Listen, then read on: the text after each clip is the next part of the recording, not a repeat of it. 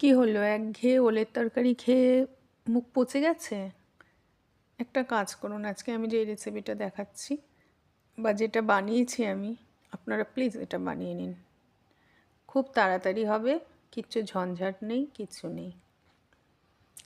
আর নিরামিষ দিনে তো একদম অনবদ্য খাবার, না পেঁয়াজ আছে না রসুন আছে, কিচ্ছু নেই।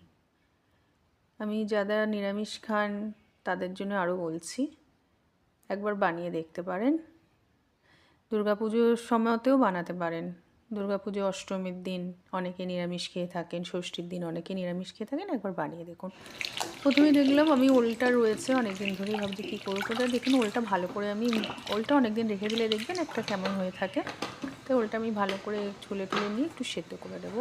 সেদ্ধটা আমি কুকারে করছি না, এমনি জলে করছি, কারণ কুকারে করলে অনেক সময় জলে ওলের ভেতরে না জল ঢুকে যায়, সেই জন্য সাবধানে যখন কোনো ওলের এমনি যদি ওল তরকারি টরকারি করেন অনেক সময় করে ফেলতে পারেন, কিন্তু এইসব বানালে বা ওল সেদ্ধ করলে কিন্তু জল জল হলে ভালো লাগে না।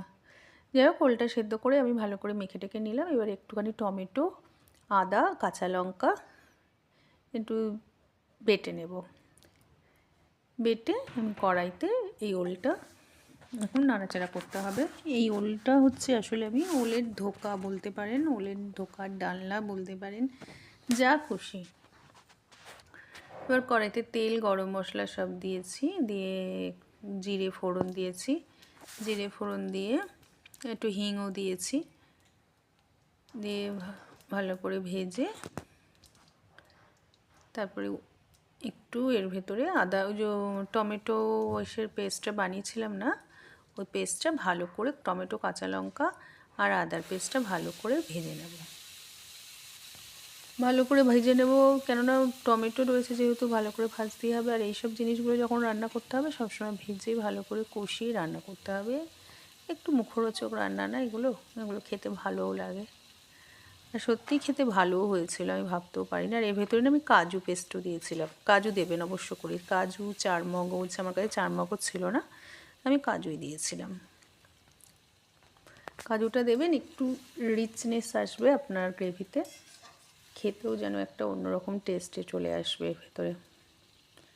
যেমন করে নিরামিষ গ্রেভি বানান আপনার, এখন মনে হলে আপনি একটু দইও দিতে পারেন, মানে একটু অনেক কিছুই দেওয়া যায়, যেটা আমি ভাবি, মানে আমরা অনেকেই জানি সেটা খুবই, গ্রেভিটা কী করে রিচ করতে পারবো, অনেক কিছু দিয়ে নিরামিষ গ্রেভিও রিচ করতে পারি, আমিষ গ্রেভিও করতে পারি, যেটা আপনাদের মনে হয় সেটা দিতে পারেন। যদি কাজু না থাকে চারমগজ দিয়ে দেবেন, কেন অনেক সময় অনেক কাজুরও অনেক সময় অনেক দামও হয়, অনেক সময় আমাদের ঘরে থাকেও না। চারমগজের কিন্তু দাম একটু কম আছে কাজুর থেকে। তারপরে ভালো করে কষিয়ে নেব, কষিয়ে নিয়ে কী করবো, এর ভেতরে আমি একটু বেসন দিয়ে দেবো। যে জিনিসটার জন্য আমি বলছিলাম কোনো ঝামেলা নেই। ডাল হলে অবশ্যই ভুলে যাই, ভিজাইনি মা, একটুখানি ডালের করলে ভালো হতো ধোকা, কিন্তু এটা আমি বেসন দিয়ে করেছি। আর বেসন দিয়ে করে দেখলাম বেশ সুন্দর খেতেও হয়েছে, বেশ প্লেন একটা ওলের ভেতরে একটা না প্লেন একটা এসছে, কোনো দানা দানা কিচ্ছু নেই। বেসন আমি অল্পই দিয়েছি, কেন বেশি বেসন দিইনি, অনেকটা করব না বলে। বেশি বেসন দিলে অনেকটা হবে হয়তো, অল্পই বেসন দিয়েছি। বেসনটি একটু ভাজা ভাজা করে নেবেন, কেন অনেক সময় কাঁচা বেসন ভালো লাগবে না হয়তো। এরপরে আমি যে ওল সেদ্ধটা মেখে রেখেছিলাম, ওল সেদ্ধটা দিয়ে ভালো করে নেড়ে এই সব মশলার সাথে ভালো করে নেড়ে নেবেন। নাড়লে কী হবে, ওলের ভেতরে এইসব গন্ধ, মশলার গন্ধগুলো সুন্দর মেখে মুখে একাকার হয়ে যাবে, মানে দারুণ খেতে লাগবে তখন। নাড়তে তো হবে, যেমন আমরা ধোকা ডালি ওরকম তো নাড়তেই হবে। এটা ওল বলে ওলটা নাড়ছি। আর ওলটা, আমার ওলটা সত্যি খুব ভালোও ছিল, কোনো জলসা ওল ছিল না। যাই হোক, ভালো করে নেড়ে ওলটাকে একদম করে ফেলবো। আর আমি এখানে বলে থাকি, আমার রেসিপিটা যদি আপনাদের ভালো লাগে প্লিজ একবার সাবস্ক্রাইব করে দেবেন। সাবস্ক্রাইব, আর যদি ফেসবুক পেজ থেকে দেখে থাকেন অবশ্য করে ফলো করে দেবেন। আর আমি এমন রেসিপি দেখাই যেটা আপনাদের জন্য খুবই বানানো সহজ আর খেতেও ভালো। আর এমনও না যে খুব অনেক কিছু, অনেক দামি দামি জিনিস দিয়ে অনেক কিছু বানাচ্ছি, ঘরের জিনিস দিয়েই বানাচ্ছি। আপনারা প্লিজ একবার ট্রাই করতে পারেন। একবার ট্রাই করে দেখুন, অবশ্য করেই ভালো লাগবে। তবে প্রথমে আমি থালাটাকে একটুখানি করে রেখেছিলাম, একটু তেল মাখিয়ে রেখে দিয়েছিলাম। এবারে থালাটার মধ্যে ভালো করে ওলটাকে মানে ওলের যে এইটাকে বানালাম না মণ্ডটা, এটাকে ভালো করে প্লেন করে রেখে দেব। কিছুক্ষণ পর রাখা না, এটা একটুখানি ঠান্ডা হতে দিয়েছিলাম, দিয়ে দেখুন পুরো সেট হয়ে গেছে। এবারে আমি কেটে নেব। বড় করে কাটুন, ছোট করে কাটুন, আপনার খুশি মতন কেটে নেবেন। আমি আমার মতন করে কেটে নিয়েছি। সুন্দর করে কেটে নেবেন। কেটে নিলেই দেখবেন আস্তে আস্তে সাইডগুলো একটু হবে ছোট বড়, এতে কিছু হবে না। যদি খুবই অসুবিধা হয় সাইডগুলো আগের থেকে ফেলে উঠিয়ে রেখে দেবেন, খাবেন না ভেজে পরে খেয়ে নেবেন। আর যদি তেমন কোনো অসুবিধা না থাকে সব একসাথে ঝোলে দিয়ে খেয়ে নেবেন। কেন আমরা কোনো প্রতিযোগিতায় যাচ্ছি না, কিচ্ছু করতে যাচ্ছি না। আর কোনো খাবার তো ফেলে দেওয়া উচিত না, যে এটা ভালো হয়নি, দেখতে বাজে, সেহেতু কোনো এইসব কোনো হবে না, মানে কোনো প্রবলেম হবে না তার জন্য। যাই হোক, আস্তে আস্তে আমি এগুলো সব সাইডে দেখুন তুলে ফেলেছি। সাইডগুলো একটু তো হবেই, একদম তো প্লেন হবে না, তাহলে কোনো স্কোয়ার থালার মধ্যে আপনাকে করতে হবে। আর এগুলো না আপনারা একটা কাজ করতে পারবেন, যে এগুলো তুলে কিন্তু হালকা করে ফ্রাই করে নিতে পারেন। আমি কিন্তু করি না, আমি একদম কাঁচাই দিয়ে দিয়েছিলাম, কিন্তু আমারটা হয়নি। মানে হয়তো অনেকে ভাবতে পারেন যে কাঁচা দিয়েছে গলে যেতে পারে, হয়নি, কিন্তু গলে যায়নি, একদম ঠিক ছিল। কাঁচাটা আমি ইচ্ছা করেই দিলাম। আর কাঁচা মানে এটা কাঁচা তো না, এটা তো আমি নেড়েছি না, এটা তো কাঁচা কখনোই নয়। সেহেতু আমি এটা এমনিই ঝোলের মধ্যে দিয়ে দিয়েছিলাম। ঝোলটা যখন টকবক করে ফুটে যায়, আর বেসন দিয়েছি, ওলটাও শক্ত আছে, আমার কোনো হয়নি, গলেও যায়নি, খুলেও যায়নি। আমার মনে হয় ডাল দিলে অনেক সময় বেশি খুলে যায়, তো বেসন দিয়ে দেখলাম আরও খুলেনি, একদম ঠিক পারফেক্ট হয়েছে। আর ওলটাই তো বেশি, বেসনটা তো আপনারা দেখলেন একদমই কম দিয়েছি।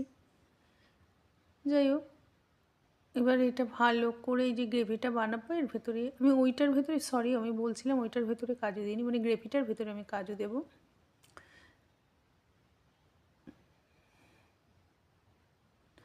এই টমেটো, কাজু এসব দিয়ে ভালো করে একটা গ্রেভি বানিয়ে রেখে দেবো, মানে পেস্ট বানাবো, পেস্ট বানিয়ে এটা গ্রেভি বানানোর জন্য।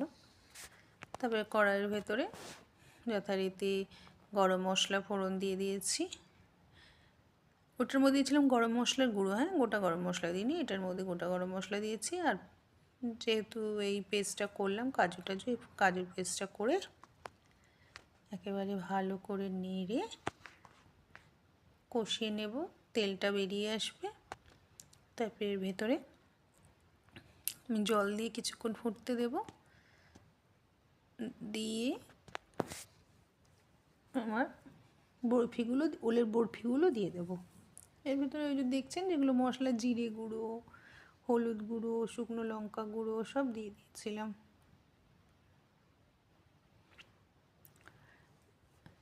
এগুলো তো দিতেই হবে, এগুলো ছাড়া তো আর আমাদের গ্রেভিটা হবে না, তাই জন্য এগুলো আমার দিতেই হবে। যেমন করে আপনারা করেন, এগুলো শিখিয়ে দেওয়ার কিছু নেই বা বলে দেওয়ার নেই, শুধু এক একজনের এক এক রকম পদ্ধতি, কেউ আগে দিচ্ছে হলুদ, কেউ পরে দিচ্ছে হলুদ, এরকমই, এর থেকে বেশি কিছু নয়।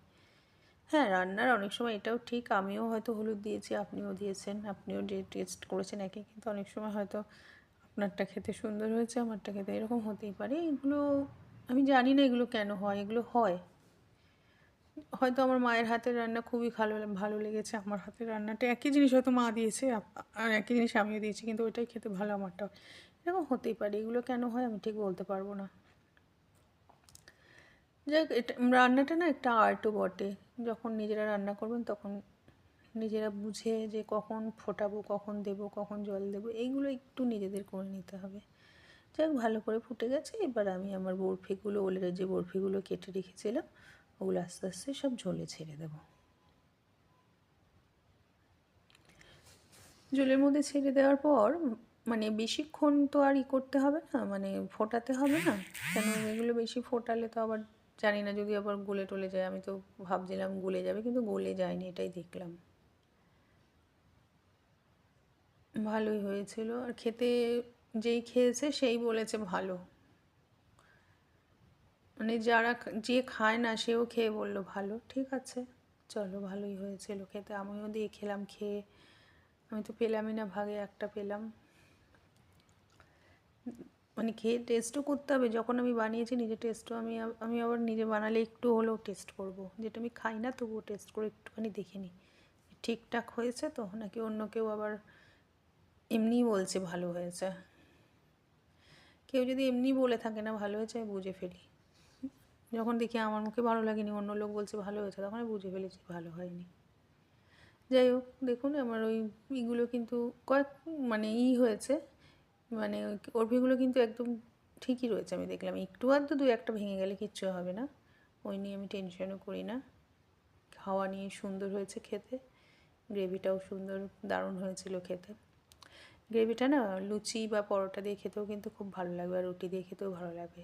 এই জন্য বলছিলাম অষ্টমীর দিন বানাতে পারে, নতুনত্ব একটা জিনিস আছে। বুঝতে পারবেন না যে ওইটা ওল দিয়ে তৈরি করেছে, অনেকেই বুঝতে পারবে না। ফুলকপি, মহাষ্টমীর দিন ফুলকপির ডালনার সাথে এটাও বানাতে পারেন, ওলের ধোকার ডালনা। দুটো জিনিস দারুণ জমে যাবে। এর মানে নামানোর আগে না একটু ঘি গরম মশলা দিয়ে নেবেন। হ্যাঁ, আমি দেখেছেন মনে হয়, হয়তো আমি ঘি দিয়েছি, দেখুন যদি না দেখে থাকেন একটু ঘি গরম মশলা দিয়ে নামাবেন। যাই হোক, হয়ে গেছে আমার। আপনারাও চটপট বানিয়ে ফেলুন একবার, পুজোর আগে ট্রাই করুন, পুজোর সময় তখন একদম দারুণ হয়ে যাবে। তাহলে চলুন, আজ আমি আসছি আবার নতুন রেসিপি নিয়ে, আবার আসছি আমরা, খাওয়া হবে, দাওয়া হবে, দারুণ মজা হবে, পুজো